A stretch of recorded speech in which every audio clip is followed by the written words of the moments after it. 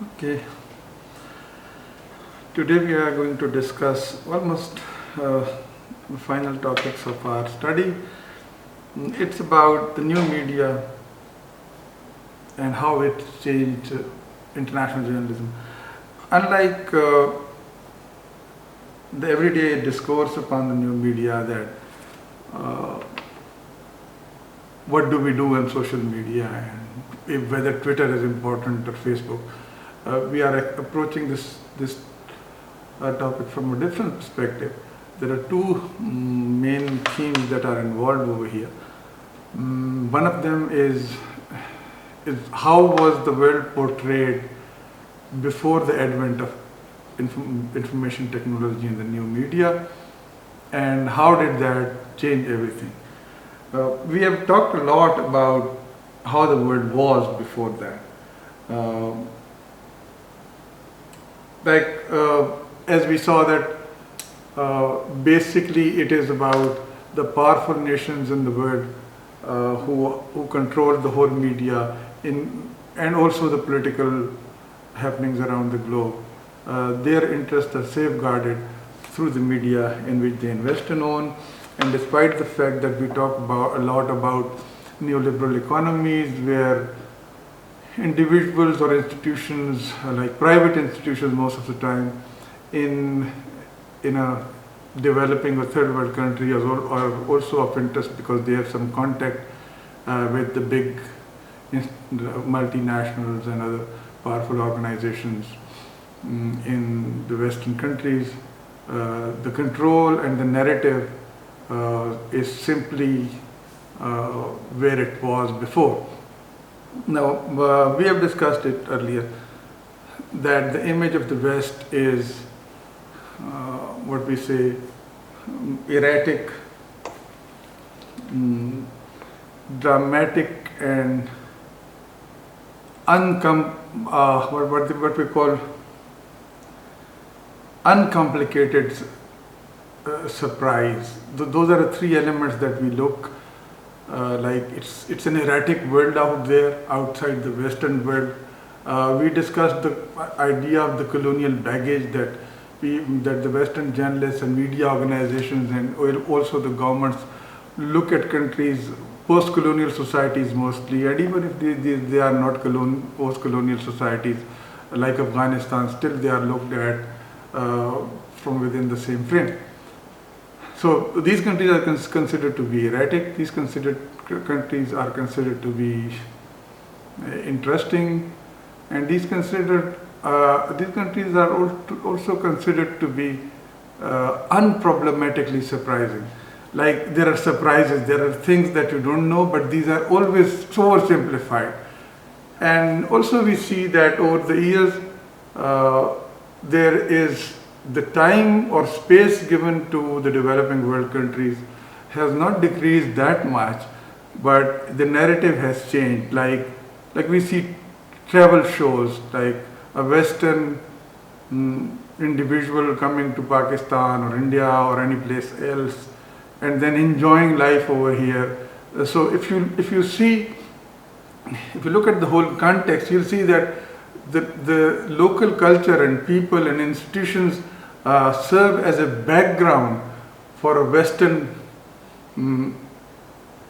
tourist narrative, and you can see it everywhere. And recently you would have seen a lot, and our government is also promoting that some Western woman comes to Pakistan and she says that Pakistan is a wonderful country. Then we are all happy that a white woman has called Pakistan an interesting country, and she said there is no fear and I just roam around and people are very hospitable. People are hospitable to strangers, and especially if it's a white woman, they are always hospitable. So it doesn't show what we are. It shows, it brings me back to the original idea of having a story instead of facts. So most of these narratives are based on stories. This is what we call the soft image that we also try to promote. Our governments are also interested in promoting, but in fact we are doing no service by putting these stories or helping these stories get into international journalism, because there are other things that decide the whole truth. There are three other things that do decide the importance of getting a space in international journalism, like international media. And these are also geographical proximity to a Western powerful nation. If you are a nearby country, like if you are a South American country, so you are in the news. Like if you are in Mexico, all the time you will be in the news, and if you are Chile, you are in the news because you are a neighbor to the U.S. Or there are some political ties, like hotspots, for example, like countries with which U.S. has political ties, or any other country, predominantly the U.S. Like Pakistan remains important for good or for bad reasons. Like Egypt remains important because the U.S. has political ties with the U.S. with Egypt. And also there is this concept of hotspots where there is war. It also gives a psychological advantage to the Western population, and their governments and media tends to tell them that they are living in heavens, and look how bad the situation for other people in the world is, and you are really fortunate to be born and allowed to live in a democratic country. In fact, they are living in a capitalist economy, and they don't have anything to themselves. We can see that in the recent crisis, the way the health systems collapsed all over the West. We can see how functioning these democracies are, and how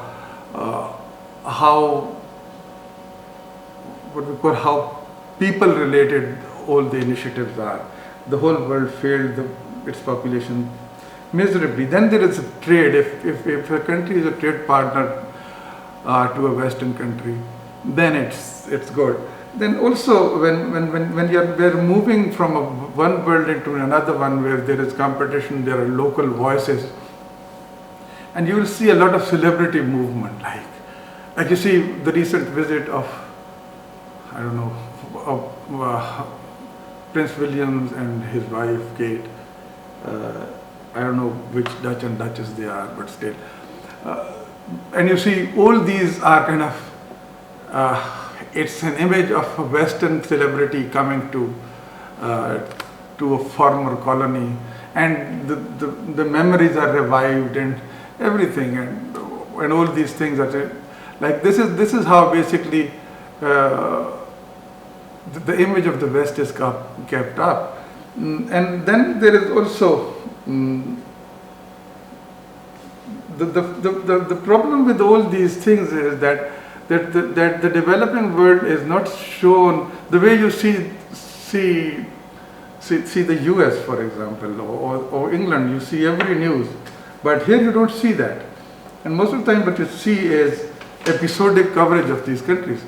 And so whenever you want to fill your pages, you just talk about that country. Somebody important goes in, like recently Western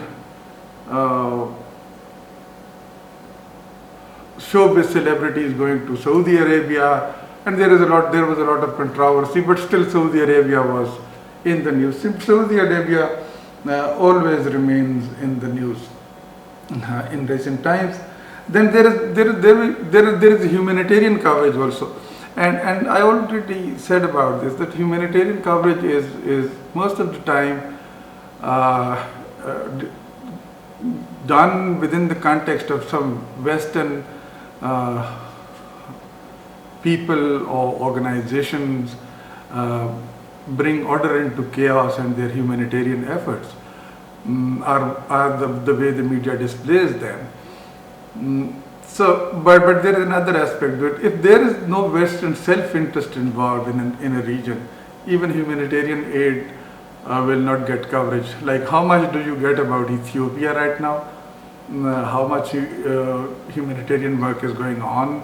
Like, what's going on in Congo? Nobody knows. Like, the efforts in Syria are always in the news. Like in Afghanistan is also slowly going into the backdrop. So you see, there is also, even if the UN is represented, it's most of the time represented within the Western self-interest. And then, as Robert Fish said, that there is a dead language of easy parallel being used, So the whole idea is borrowed 19th century jargon, and those contexts are still present in describing what the world is. So we see that there are those pre-existing news cycles repeating themselves because the whole context remains the same and there is nothing new about it. And if you see who are the victims in most of these, when we talk about human rights and all the other things and things that happen in this world, so most of the time these are hotspots where something wrong has happened. But then it's important to understand who is portrayed as the victim. Women, for example, are always portrayed as victim, and through the portrayal of women, it's not that women are not suffering. I won't argue the fact, but the fact is that women are taken as an instrument to vilify their parent societies even more. It has nothing to do, what I'm saying has nothing to do with human rights or women rights issues, but we look at the context, like many choices that women in these countries make, and if these choices are of their own making, still we'll say, oh no, because they are naive enough not to understand the trap that they are in, and the ones that espouse the Western ideology are the ones who are liberated, and we should support that. Why don't we support women overall? Like more than 50% of the world population, in Pakistan also more than 50%. So why don't we just go for holistically and talk about women and household issues and things like that? These won't happen. Now the next most important thing which is important here, is the understanding that how did the internet change all this? There is a lot of hope and a lot of euphoria about it. But as somebody said that basically what the internet has done is the new shovelware of international journalism. Like it is an added instrument in the hands of the Western narrative to strengthen the existing biases within the media. Like they have these microscopic analysis. What I can say? They just go into the microscopic details of things that happen in these countries. Like on the upper layer, there is the Western media, the mainstream media, and then we come to the social media. So these are kind of threadbare discussed on a human level, and then put into the social media debate. So the question here is that whether the internet, the technology that has revolutionized communication, did it also help in changing the narrative? The answer till date is that they didn't, because we talk about, because nothing can bypass Western gatekeeping, and that gatekeeping is not simply journalistic, it's the Western mind behind it. Like the social media debates, if you look at them, how much is the contribution from our side? It's not. Most of the time it's about them. We are talking within ourselves. Like for example, who is the most discussed person in Pakistani Twitter? When Donald Trump, and I say this all the time, when Donald Trump tweets, it is by no means relevant to us. Dr. Fauci, for example, right now, like he's more popular in countries like Pakistan or everywhere in the world than the WHO functionaries or our own doctors. Why? Because has he done any research? No, he's simply a spokesperson right now. But that's the dominance that shows itself. And there is this other aspect of internationalizing domestic news and domesticizing international news. Like internationalizing domestic news is just happening all the time. Like the incident of Dr. Fauci and Donald Trump, the differences between them. Like if you look deeply, what are they of any significance for us right here? No, they are not. But that's how domestic Western news is internationalized. And the same in the same way, international views are domesticized, like we take them and in our everyday discourse, we discuss those themes. And we always, because these are always available, we are bombarded by the Western content. So there is not much happening, despite the fact that technology has given us a voice, but the narrative is not changing yet. Like if you look at the normal profile, and this is an earlier book, but I think it's still like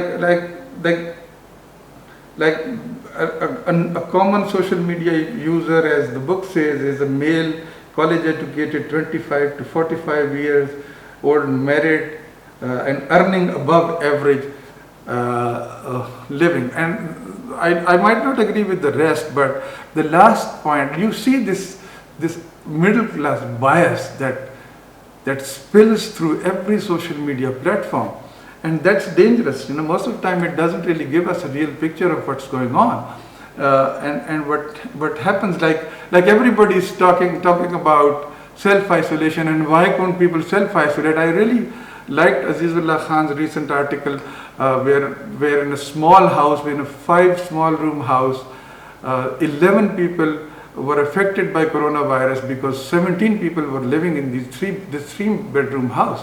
And one journalist, local journalist in Peshawar, caught the virus while covering it, and the government was unable to provide him a proper place to self-isolate and isolate, and they asked him to self-isolate. And then it just spread to his daughter, to his wife, to his sister-in-law, and everybody. So we see here, we see the whole debate about staying at home and all that stuff. It's the middle class bias, because most of these users are just armchair warriors for truth, and we have to really understand.